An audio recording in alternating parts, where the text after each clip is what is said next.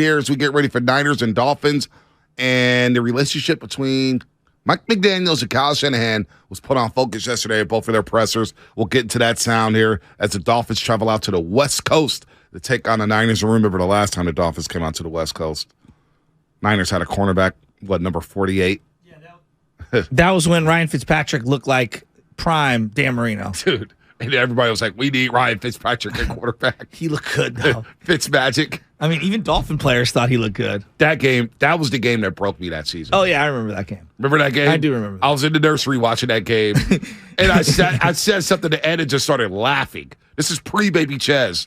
And I'm sitting there in the nursery like, I can't believe this is happening. That was pre-Baby Chez? That was pre-Baby Chez. I was in the nursery watching that, and Ross Dwelly had missed the block, and Jimmy Garoppolo knew he got his head taken off. Ross Dwelly. That game was just like, remember they got it 4th and 1, they got stuffed on a gun run. I mean, everybody was losing their minds. Losing their minds about that. Was that the paper airplane?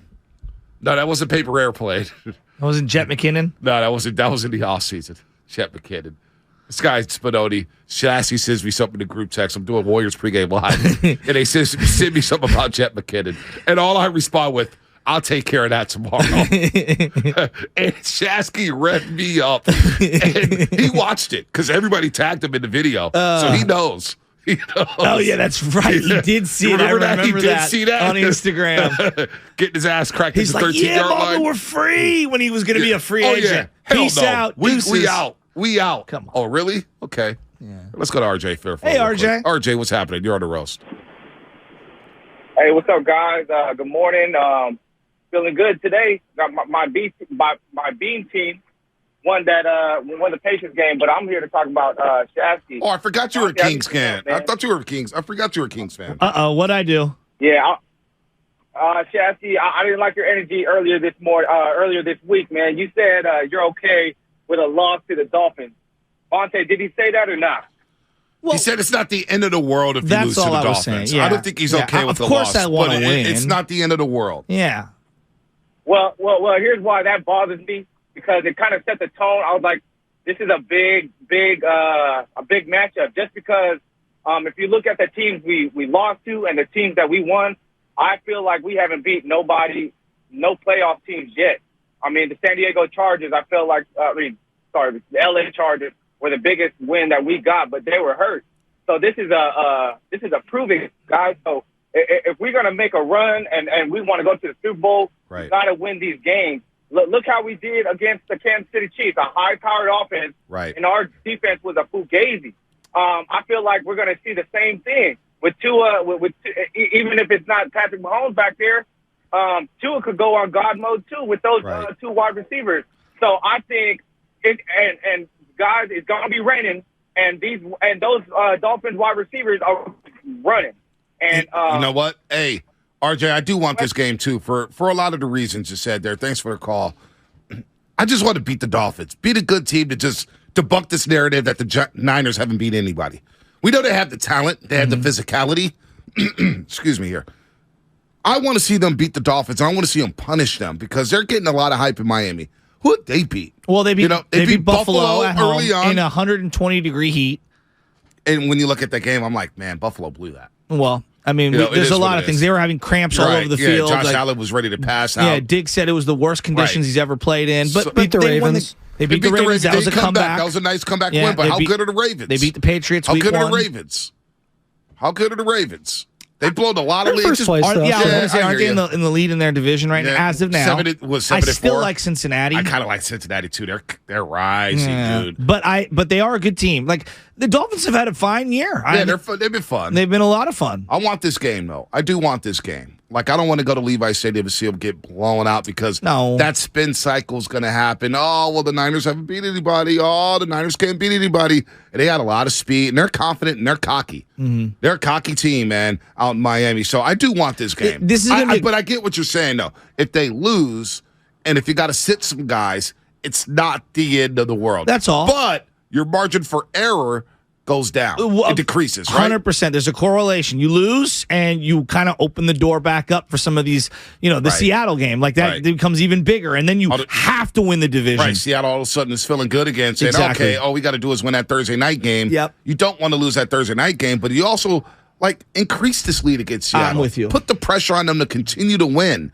Put the pressure on them. And you want to avoid Philly until that NFC Championship game. No doubt. If possible. Like that would be the goal for that. The other thing I think this is going to be a great test for their cornerback situation because, the one game Ward got absolutely dusted, our high-price free agent, was against, Kansas City? Yeah, but I don't view them as, like, elite wide receivers. Do you?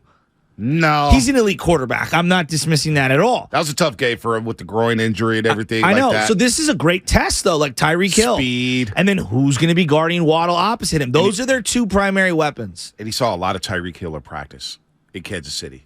A lot of Tyreek Hill in Kansas City. So he knows some of the Tyreek's tendencies. He also knows how dangerous he is. Yeah. He also knows how much speed he has. So, my voice is gone. I'd also like to just quiet down the Jeff Wilson Jr., Raheem Mostert backups as well. That stuff. We'll get to Mostert or Jeff Wilson Jr., but I do want to get to this Mike McDaniels situation here. Shanahan, here's what he had to say about Mike McDaniels and their relationship. When I came here, I thought I had some guys that were younger that weren't going to get taken for a while, but it seemed to happen a lot faster than I expected. So that's always what I'm thinking about. Like you never know when it's going to happen, especially when our defense has success, who they're going to try to take with them.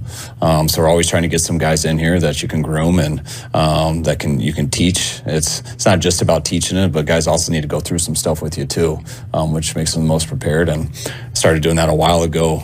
When I moved Bobby Slowick over to offense when he was on defense, moved Brian Fleury a number of years ago. He was a D-line coach when I was in Cleveland. Stalin brought him in to be a QC from Miami, and then I thought he had the potential to really help us on offense, so I moved him there about 4 years ago, I think. Did the same thing with Clay Kubiak this offseason. So it's something that came up pretty fast in our first few years here and something I always got to think about. And then his unique press conference style. Shanahan has some thoughts on that because I watched Mike McDaniels. I was like, nobody runs a podium like him. The way he kind of he's quirky as hell. He's funny. Yeah. He chimes in. Like there was two reporters who asked a question at the same time. He goes, "Same time," and he's just like sitting back. I was like, "This guy is he's something else." You can do that when you have an 8-3 record. 8-3 record. Yeah, if you're 3-8, I'm not sure if that's gonna fly. But here's what Shanahan had to say about that. That's Mike's personality. I never knew how he would do in those press conferences or how he'd come off. That's how he is all the time to us, even a little bit worse probably. And it's an acquired taste sometimes, or sometimes throws people off a little bit, but I thought he put it together real good and did it in a funny way and was always entertaining in those press conferences. He is entertaining. He's an entertaining coach, and the Dolphins have bought into his style. Absolutely. I was wondering if they would buy into his style, and they have. So this is going to be interesting, especially his relationship with Tua, how he's going to deploy Tua this week. That's going to be interesting. Can the Niners suffocate Tua Tagovailoa and not give him that time to throw that ball down the field to Jalen Waddle and Tyreek Hill and even Gesicki? You can't sleep on him at tight end. No, I think there's a couple elements to when you look at just the NFL in general. Like people want to win, obviously, but they want to get paid. Mm-hmm. And so when you're going to help someone and empower them to get paid and you're playing a fun brand of football, throwing the ball all over the yard, people like that, especially offensively. And I think it's a style of football that the casual fan can gravitate to. They like the ball being thrown around. Wouldn't you agree? Oh, absolutely. The other part of this is that fits South Beach too. That style, that culture, big time, big time. The other thing that I keep thinking about is Flores was apparently so miserable. Now, whether you believe those reports or not, it's part of why he was fired. At least that's what the owner made it out to be. Right. But a lot of players didn't really like him. So I don't know what's going on there, but like that Belichick style, because Flores was a Belichick style guy, it hasn't really worked in many places. No, Matt Patricia didn't work for him, didn't work for Joe Judge. McDaniels, Romeo Crennel. Bill O'Brien. Even though he had some success in Houston, but I got to give him that. It ran its course. It did. I mean, decision making. Yeah. Like Vrabel is not we file him under Belichick. He played for Belichick. He wasn't under the coaching staff there. Right. He went to go work for Saban. Yeah, and he was at Ohio State, wasn't he? Yes, he's worked at a lot of different places. Rumored he might go back there next year. Yes. Ohio State? Yeah, Ryan Day might be out. Mike Vrabel's going to leave Tennessee to go back to Ohio State college. Rumors? Hey, that's a better job. Did Tennessee?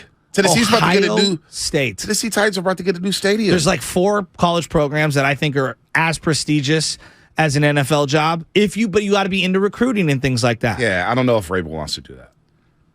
I don't know if he wants to do that. Ohio State's down because they've lost to Michigan multiple times. Two times.